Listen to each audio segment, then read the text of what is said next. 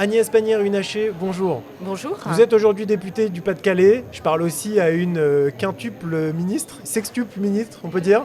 Vous avez exercé beaucoup de fonctions gouvernementales, dont une qui alors ici au World Impact Summit et sur ce média Make a Move, nous parle tout particulièrement, c'est à l'énergie. Vous avez permis énormément d'évolutions sur les énergies renouvelables. Et justement, c'est ma première question pour vous. Comment est-ce que, au gouvernement, là où on nous dit parfois que c'est trop difficile d'agir, que de toute façon la politique, c'est beaucoup de paroles, comment vous avez réussi à agir pour que maintenant on puisse croiser les courbes entre les énergies fossiles et les énergies renouvelables ? Et je crois qu'on l'a fait parce qu'on avait une direction très claire, c'est-à-dire que le président de la République, la première ministre de l'époque, Elisabeth Borne et moi, nous avions un but qui était de diminuer notre dépendance aux énergies fossiles. Vous le savez, la France, elle consomme 60% de son mix énergétique en pétrole et en gaz naturel. Bon, évidemment, il y a presque plus de charbon, enfin, c'est l'épaisseur du trait. Et notre enjeu, c'est que comme on en apporte 99%, en fait, on est perdant sur tous les tableaux. C'est-à-dire, on est totalement dépendant. C'est pas bon pour le dérèglement climatique et évidemment ça ne crée pas d'emploi puisque c'est de l'argent qui part dans notre balance commerciale et qui ne retombe pas, n'a pas de retombée sur le territoire. Et ce qui est très paradoxal, c'est que nous sommes et le champion du nucléaire et plutôt pas mauvais du tout en renouvelable en France, puisque nous avons un niveau de renouvelable qui est équivalent à l'Allemagne, ce qu'on ne sait pas. Tout le monde pense qu'on a sacrifié les renouvelables au nucléaire. Non, on a fait énormément de nucléaire et ça c'est notre chance parce que ça explique que notre mix est un des plus décarbonés au niveau électrique et qu'on a grosso modo plutôt une moindre dépendance aux fossiles, mais on a aussi fait beaucoup de renouvelables. Alors comment on avance ? Ça se joue à 3 niveaux. Le niveau européen, parce que c'est vraiment là que se prennent les décisions de moyen long terme. Le pacte vert, les textes sur la directive renouvelable. Ce niveau européen, souvent on nous dit qu'on en est un petit peu, pas prisonnier, mais qu'on ne peut pas... Moi j'accepte pas ça. Justement, en fait. Alors comment ? C'est une négociation à 27. Il faut mettre un rapport de force... Tout à fait, mais il faut mettre un rapport de force dans la pièce et il faut être capable de porter notre point de vue. Nous, on l'a fait sur le nucléaire, par exemple. Tout le monde nous disait que c'était impossible et on a fait reconnaître l'énergie nucléaire comme étant une énergie indispensable pour la transition énergétique, pour baisser nos émissions de gaz à effet de serre. Ça ne s'est pas fait en 2 jours, ça m'a pris 4 ans à peu près de négociations têtues et déterminées. On a créé une alliance avec d'autres pays européens, mais ceux qui vous disent l'Europe ça sert à rien, ils nous imposent leur agenda, c'est juste qu'ils vont pas bosser à l'Europe. C'est qu'ils vont pas se défendre, c'est qu'ils vont pas créer ces alliances pour justement permettre d'avancer. Donc ça, on l'a fait.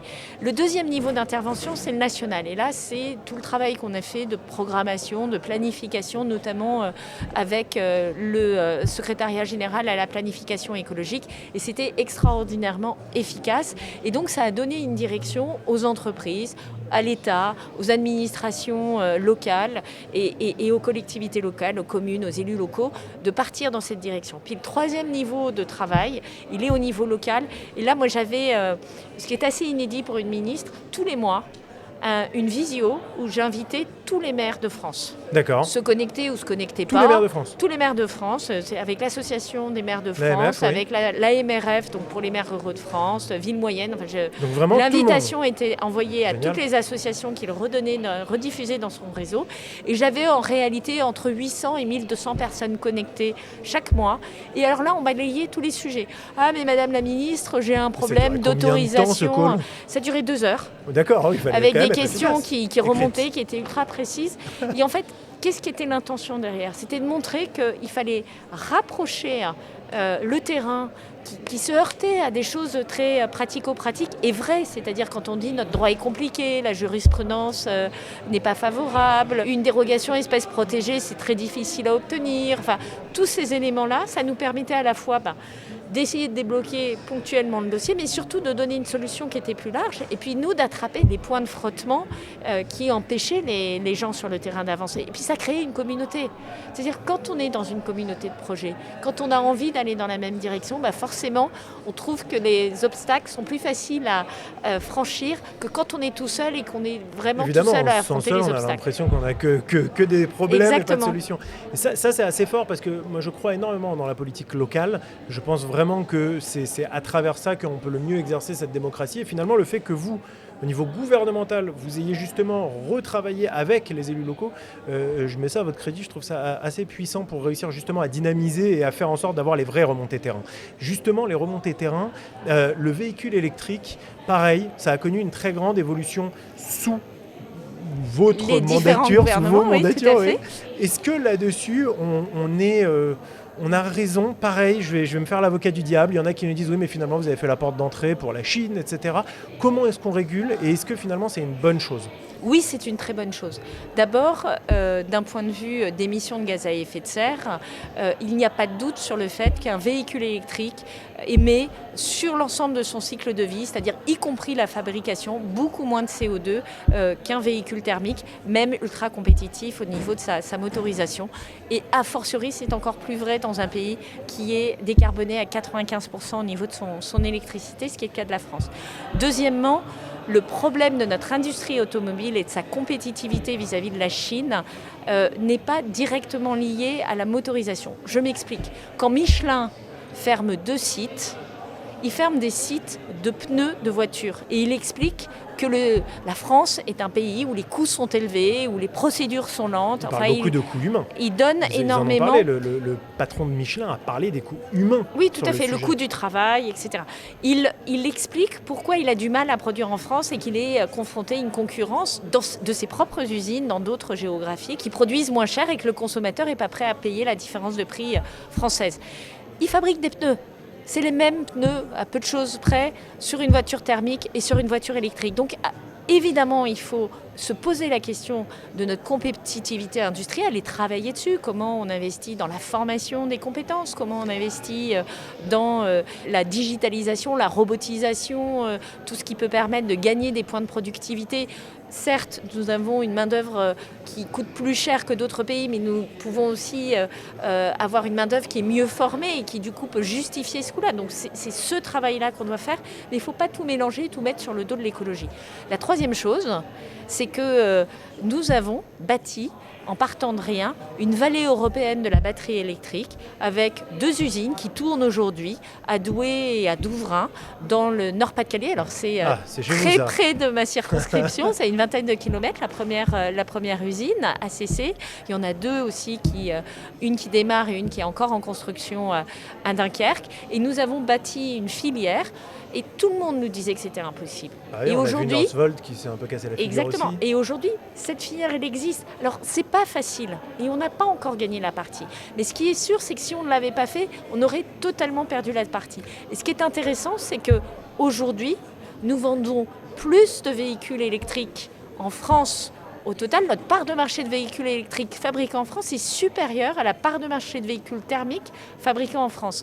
Et donc, on est plus compétitif sur les véhicules électriques grâce à des fabricants comme Renault et comme Stellantis. Renault qui a lancé des modèles qui aujourd'hui rencontrent un grand succès. Ouais. Et il faut continuer. Pour le coup, les deux, Renault comme Stellantis, qui ont des modèles en dessous même des 20 000 € ou juste autour de cette barre. Exactement. Un peu donc, on a la C3 électrique, on a la R5 qui est un modèle qui remporte un très grand succès. Donc, il faut arrêter de se flageller et regarder ces succès qui sont commerciaux. Il faut des belles voitures pour attirer les clients et aujourd'hui, ça fonctionne. Alors, il ne faut pas être naïf.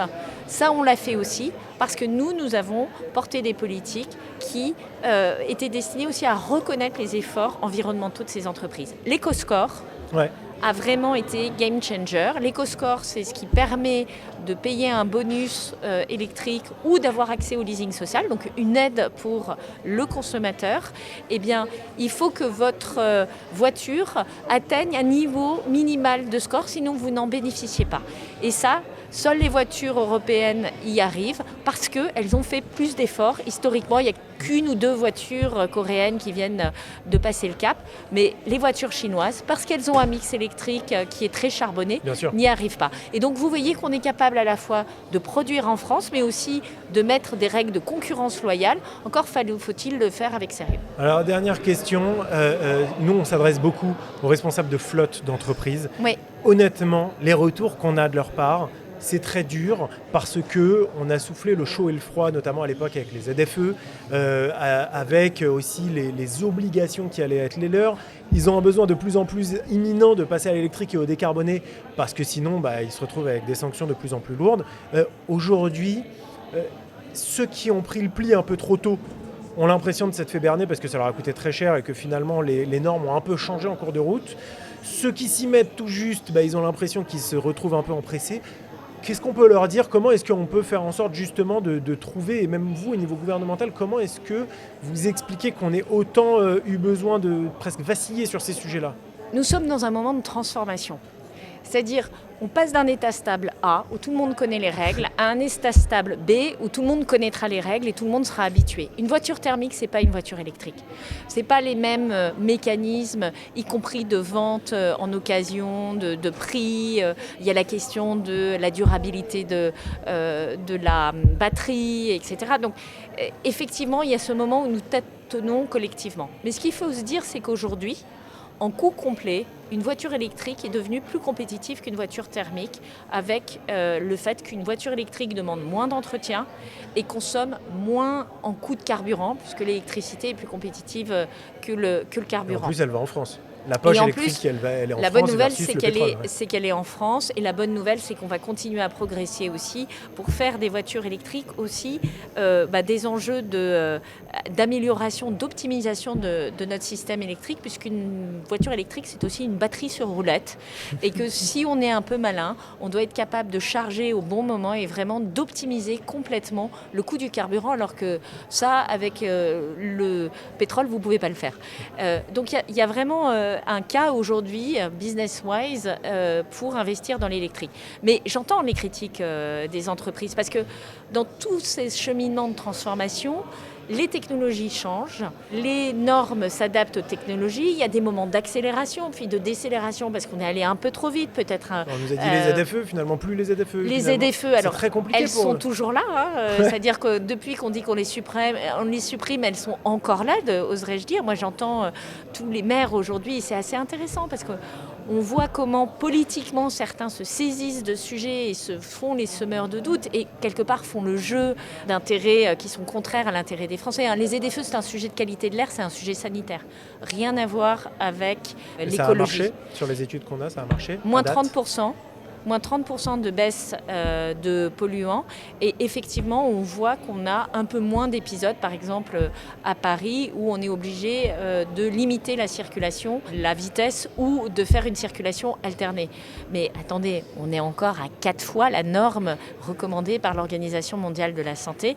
Et moi, je ne me résous pas à voir des enfants qui habitent entre l'autoroute 1 et le périphérique et qui se retrouvent aux urgences à Debré en soins intensifs, parce qu'ils ont des crises d'asthme hyper prononcées du fait de la pollution. C'est ça ce dont on parle sur les zones à faible émission. C'est pas d'autre chose, c'est pas d'écologie, c'est pas de petits oiseaux ou de dauphins. C'est vraiment la question de la santé et souvent la santé des enfants. Agnès Pannier-Runacher, députée du Pas-de-Calais, merci beaucoup d'avoir pris le temps ici au World Impact Summit de répondre à mes questions. Donc on l'a entendu, la transition énergétique, c'est pas seulement des économies, c'est aussi des opportunités. Merci beaucoup d'avoir pris le temps de me répondre. Merci à vous.